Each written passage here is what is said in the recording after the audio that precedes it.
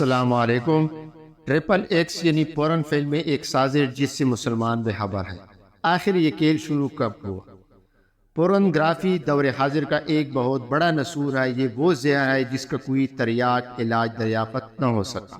لوگوں کے رویے اور انداز زندگی اس کی بدولت جنسی خود عرضی کی بینڈ چڑھے ہوئے ہیں۔ اس کا تاریخی پس منظر کیا ہے؟ اس کے وجود کی بنیادی محرکات کیا تھے؟ آج کی تاریخ میں اس میں کیسی جدتیں لائی جا رہی ہیں؟ ان تمام پر بات کرتے ہوئے ہمارے ساتھ رہیے۔ تاریخ میں سب سے پہلے پورنوگرافی بطور ہتھیار صلاح الدین ایوبی 1193 سے 1137 کے دور حکومت میں ہوئی۔ اسے بطور ہتھیار سب سے پہلے صلیبی بادشاہوں نے استعمال کیا۔ کہانی کچھ یوں ہے، صلیبی ہر میدان میں مسلمان نوجوانوں کے ہاتھوں شکست فاش سے سخت پریشان تھے۔ اسلامی افواج صلیبی حفاظت اور متحدہ قوتوں پر بھاری ثابت ہو رہی تھی۔ صلیبیوں کی سوچ کا دائرہ اس وقت بدلا جب 1.5 لاکھ مسلمان فوج نے بحر اوقیانوس کے ساحلوں پر 15 لاکھ صلیبی جنگجو لاشوں کا ڈھیر کر دیا۔ اس موقع پر متحدہ صلیبی فوج کا بادشاہ رونالڈ پھوٹ پھوٹ کر رویا۔ آخر ایک بڑی میٹنگ کا انعقاد ہوا۔ اس میٹنگ میں مسلم اور صلیبی افواج کا موازنہ کیا گیا۔ معلوم ہوا مسلمان رات بھر سجدوں میں روتے ہیں اور دن بھر میدانوں کی للکار ہوتی ہے۔ ان کے اندر ایک دنیا آباد ہے جسے وہ ایمان کہتے ہیں۔ یہاں ایمان انہیں دنیا کی ہر خوف اور ڈر اور لذت پرستی سے بہت اوپر انہیں بہترین جنگجو بنائے رکھتا ہے۔ جبکہ صلیبی فوج رات بھر زنا کی محفلوں اور دنیا کے رنگ رنگیلیوں میں مشغول رہتے ہیں، لہٰذا دنیا چھوڑ کر ایک نئے جہاں کا خوف انہیں شکست پاٹ سے دوچار کرتا ہے۔ اس کے علاوہ دوران جنگ مسلمان فوجیوں کے آنکھوں سے جو وحشت ٹپکتی ہے وہ صلیبی قوتوں پہ خوف طاری کر دیتی ہے۔ اس کے ساتھ نعرہ تکبیر کے فلک شگاف زدائیں اور مسلمانوں کا اپنی اپنی جگہ پر فولاد بن جانا بھی صلیبیوں کے لیے ایک مسئلہ بن گیا تھا۔ صلیبیوں کی اس تاریخی میٹنگ میں ہرمن نامی انٹیلیجنس آفیسر بھی موجود تھا۔ وہ شخص جس نے صلیبی تاریخ میں مسلمانوں کو سب سے زیادہ نقصان پہنچایا۔ یہ نہایت شاطر اور ذہین و فتین شخص تھا۔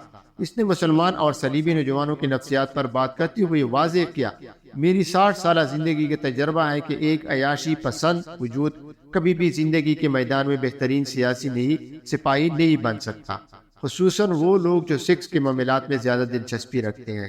ان کی جسمانی و روحانی طاقتیں ختم ہو کر رہ جاتی ہے۔ اگر میں مسلم فوج کی بات کروں تو مسلمان فوج میں ایسے نوجوانوں کی اکثریت ہے جو سیکس کی لذت سے یکسر ناآشنا ہے۔ ان میں سے جو شادی شدہ بھی ہیں وہ بھی اس چیز کو ایک حد تک آزما پاتے ہیں۔ تصور کی ریانیہ اور خوبصورت نظارے ہمیشہ ان کے پہنچ سے دور رہے ہیں۔ انہیں مذہب سے آگے اور پیچھے کچھ نہیں دکھائی دیتا، لہٰذا ہم اگر ان میں جنسی بھوک کا پیدا کر دیں تو ان کی سوچ اور نظریات کو کمزور کیا جا سکتا ہے۔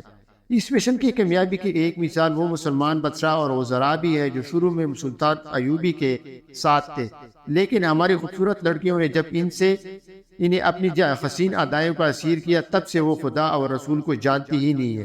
انہیں سلطان ایوبی اپنا سب سے بڑا دشمن نظر آتا ہے۔ ان مسلمان وظیفہ خوروں میں سب سے پہلے وہ جرنیل بھی شامل ہے جن کی حکمت عملیہ اور بہادریہ میدانوں کے نقشے بدل ڈالا کرتی تھی۔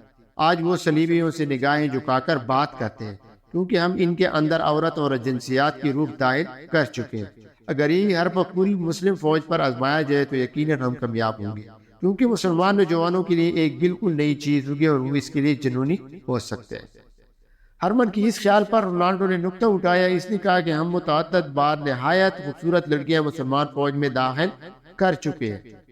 اس کام میں ہمیں شدید تہذیب کاری کرنا بھی پڑی، لیکن مسلمان فوج ان حسین لڑکیوں کی طرف دیکھنے کا تکلف ہی نہیں کرتی، اور متعدد لڑکیاں مسلمان فوج کے کردار اور دیکھ کر صلیبی حمایت چھوڑ چکی ہیں، لہذا تمہارا یہ منصوبہ ناکام ہے۔ ہرمن نے فوری جواز پیش کرتے ہوئے کہا کہ حضور، جب تک ان کے اندر کسی چیز کا تصور موجود نہ ہو اس کا ہونا نہ ہونا بے معنی ہوتا ہے۔ ہمیں مسلم فوج میں جنسی دنیا کا تصور پیدا کرنا ہے، ایسا تصور جو ان کی سوچ کی راہداریوں میں برہنہ عورتوں کا حسین اداؤں کے ساتھ گردش کرتا دکھائی دے۔ اس کے بعد وہ خود ہماری ثقافت کے حوالے کر دیں گے، کیونکہ یہ ہماری ایجاد ہوگی۔ یہی واحد طریقہ ہے جس سے ہم مسلمان کو شکست دے سکتے ہیں۔ رونالڈ ہرمن اس بات پر بہت سنجیدہ ہو گیا اور سرگوشی برے لہجے میں بولا، آخر تم کہنا کیا چاہتے ہو؟ ہرمن نے نہایت شاطرانہ انداز میں تاریخ کا سب سے بیانات منصوبہ رونالڈ کے سامنے پیش کر دیا۔ دنیا کے سامنے یہ منصوبہ آرٹ پورنوگرافی کے نام سے سامنے آیا۔ اس منصوبے کے 1 سال بعد سلطان صلاح الدین ایوبی کو اطلاع ملی کہ فوج کے کچھ نوجوان رات کو غائب پائے جاتے ہیں۔ نوجوانوں میں اکثر جنسی گفتگو بھی سنائی گئی ہے۔ سلطان ایوبی نے اس چیز کو اتنا سنجیدہ لیا کہ خود بیس بدل کر ان نوجوانوں کا پیچھا کیا۔ یا ایک بات واضح کرتا چلو کہ سلطان ایوبی بذات خود بیس اور آواز بدلنے کے ماہر تھے۔ تاریخ میں متعدد بار ان کی ایک دوسری شخصیت کے روپ میں دشمن کے ساتھ ملاقات کے روایات موجود ہیں، یہاں تک کہ ایک جنگ میں شکست کے بعد صلیبی اعلیٰ افسران کو سلطان ایوبی کے سامنے پیش کیا گیا۔ سلطان نے ایک افسر سے پوچھا، رات جس شخص سے تم نے کہا تھا میں ایوبی اس کی سانس کی مہک سے پہچان سکتا ہوں، بتاؤ وہ کون تھا؟ وہ صلیبی افسر بولا، حضور وہ ایک عربی تاجر تھا جس کی غلط بیانی نے ہمیں آپ کے سامنے لا کھڑا کیا۔ سلطان ایوبی نے مسکراتے ہوئے کہا، وہ میں خود تھا۔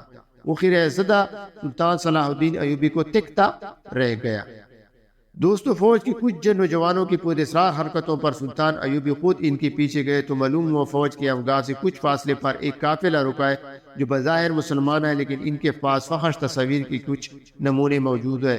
جب سلطان نے وہ تصاویر دیکھے تو وہ دنگ رہ گئے۔ ان میں ایسے پس منظر کی کشی کی گئی کہ کوئی بھی نوجوان سکس کے لیے جنونی ہو سکتا تھا۔ اس دوران سلطان صلاح الدین ایوبی کو دمشق اور مصر کی دیگر شہروں سے اطلاع ملی کہ شہر میں فحش تصاویر کے کبا خانے کھول گئے ہیں جہاں جنس سے اشتعال انگیز تصاویر دکھائی جاتی ہیں۔ نوجوانوں کو جنسیات کی باقاعدہ تعلیم دی جاتی ہے۔ ساتھ یہ بھی لکھا تھا کہ مسلمان نوجوان بڑی تیزی سے برائی کی طرف مائل ہو رہے ہیں۔ ایوبی نے فوری اپنی جنگی پیش قدمی روکی اور پورنوگرافی کی اس نسور کے خلاف محاذ کھولا۔ اس حوالے سے سلطان صلاح الدین ایوبی نے ایک تاریخی تقریر میں کہا تھا، ہر قوم کی طاقت اس کا اچھا یا برا کردار ہوا کرتا ہے۔ دشمن ہماری اصل طاقت کا اندازہ لگا چکے ہیں، اب وہ سامنے کی جنگ کبھی نہیں کرے گا، اس لیے دشمن اب ہماری قومی کردار پر حملہ آور ہوا ہے، کیونکہ ضروری نہیں کہ جنگ میدانوں میں ہو، جنگ سوچ اور رویوں کی بھی ہوتی ہے۔ جو قوم اس پر غالب آ جاتی ہے وہ فتح یاب ہوتی ہے۔ معزز قارئین، صلیبی انٹیلیجنس آفیسر ہرمن ایک نہایت ذہین اور شاطر انسان تھا۔ اگر آپ پوری صلیبی تاریخ کا مطالعہ کریں تو آپ کو یہ شخص پوری تاریخ میں چھایا ہوا نظر آئے گا۔ صلیبی جب ہمت ہار چکے تھے تو اس شخص نے اس میں جان ڈال دی۔ اس کے منصوبے پر عمل کرتے ہوئے دنیا کے مشہور مصور اور منظر نگاروں کو منہ مانگی قیمت پر خریدا گیا۔ ان سے ایسی فحش تصاویر کشی کرائی گئی کہ دیکھ کر نظریں ہٹانا مشکل ہو جاتا تھا۔ وہ سیکس جس پر لوگ ایک حد تک توجہ دیتے تھے پھر اسے بے حد سوچنے لگے۔ صلیبی بادشاہوں نے جب اپنی اس منصوبے کو 100% کامیاب ہوتے دیکھا تو اپنی کتابوں میں اس کا تذکرہ بڑی شان سے کیا گیا۔ اگرچہ سلطان صلاح الدین ایوبی نے اس زہر کو مارنے کی پوری کوشش کی، لیکن اس مسئلے کی پوری طرح ادراک نہ ہو سکا، کیونکہ اس زہر کے اثر کو دیکھتے ہوئے حسن بن صباح کے فرقے نے اس بطور اپنا ہتھیار بنایا۔ صلیبیوں سے اس آرٹ گرافی کی نئی جدتوں پر مانگ کی، یوں حسن بن صباح کی پہاڑوں میں بنائی ہوئی پراسرار جنت میں ایک اور ہتھیار کا اضافہ ہوا اور وہ اسی دوران سلطان بیت المقدس کی فتح کے بعد چل بسے۔ صلیبی اپنا دم ہم کھو چکے تھے، لیکن ان کا تیار کردہ زہر پورنوگرافی مسلسل فحاشی کے جراثیم پھیلتا رہا۔ ہوا یوں صدیاں بیت گئی، زمانے کی رنگت رنگ بدل گئے اور کئی ثقافتیں آئی اور مٹ گئی۔ 1839 میں کیمرہ ایجاد ہوا۔ اس ایجاد نے جہاں سائنس کی دنیا میں ایک بہت بڑا جادو کیا، وہی یہ بہت جلد پورنوگرافی کا اہم ہتھیار بن گیا۔ 1855 میں پہلی بار اس پورنوگرافی کے لیے استعمال کیا گیا، لیکن اس پورنوگرافی میں مسئلہ یہ تھا کہ کیمرہ تصویر کو صرف ایک کاپی بنا سکتا تھا، لیکن یہ مسئلہ اس وقت مسئلہ نہ رہا جب 1863 میں پرنٹر ایجاد ہوا۔ اس ایجاد کے ساتھ ہی 6 تصاویر سے بھرپور پلے کارڈ اور جنسی خاکے لوگوں کے ہاتھ میں آ چکے تھے۔ 1871 میں جنسی تصاویر بلیک اینڈ وائٹ ریزلٹ میں پوری شدت کے ساتھ مارکیٹ میں آ چکی تھی۔ ان مارکیٹ میں فرانس کی مارکیٹ سب سے آگے تھی۔